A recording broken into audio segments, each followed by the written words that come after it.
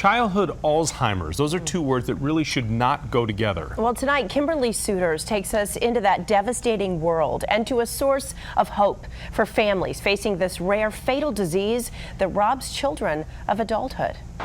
3 hours north of D.C. in a picturesque Pennsylvania town. The sun is always shining for 22-year-old Christina Moister. Look at your eye. Even when she's struggling with a shiner. Friday, Christina fell. Oh, stitches on that too? Loss of balance, a side effect of Niemann-Pick disease type C, or NPC, what some call childhood Alzheimer's. Do you know why funny cakes are called funny cakes? Because bit by bit, children lose their memories. Can't remember. Her job coach is there to remind her. They put chocolate on the top, but when it comes out of the oven, it's on the bottom. This bakery is Tina's sweet escape. She never complains. One of the biggest things that I always say about Christina is the smile on her face. How are you? I'm great. Especially when she's with the medical staff at NIH, her second home for the last 10 years. Hey, Carlos. How you doing? Every 2 weeks, Tina's mom drives her 180 miles south to Bethesda for a spinal tap and experimental drugs. There is no FDA-approved treatment for NPC. It's very hard to stand by and watch children have to go through what they have to go through with this disease. The Moister family adopted Tina when she was 18 months old. The pink helmet, protection for her many falls. The entire family had to face what the future might not hold.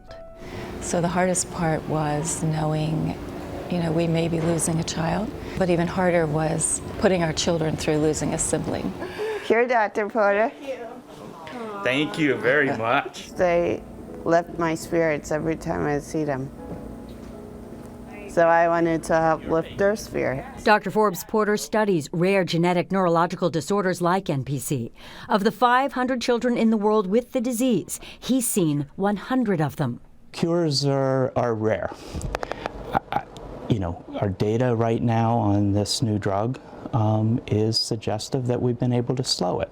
In August, the drug they're investigating showed promise in lab animals, extending their lives. The FDA has given it breakthrough status and an expedited review. When she was 2, her mom was told she might not live past 5, and now she's 22. So predicting the future can be hard.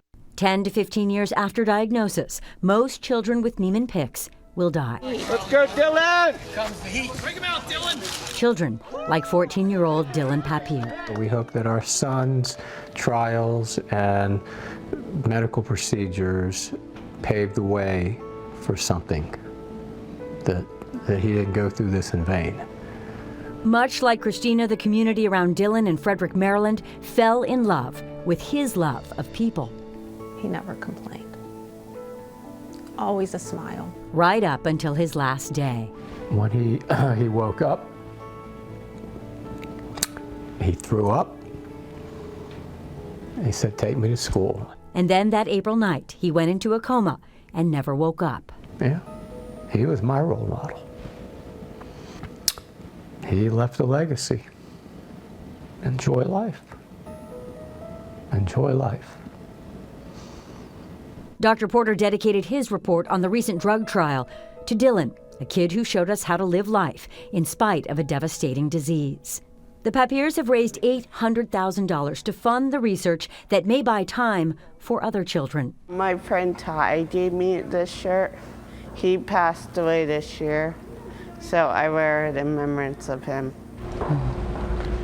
What did he pass away from? Christina has forgotten, so she asks her mom. Niemann-Pick. Does that worry you, knowing you had a friend who died from this disease? A little bit, but I know where I'm going. Where are you going? Heaven. Kimberly Souters, ABC 7 News. Such pain for those families. It is such a tough disease. You just hope at some point they will turn the corner and find a cure. Absolutely.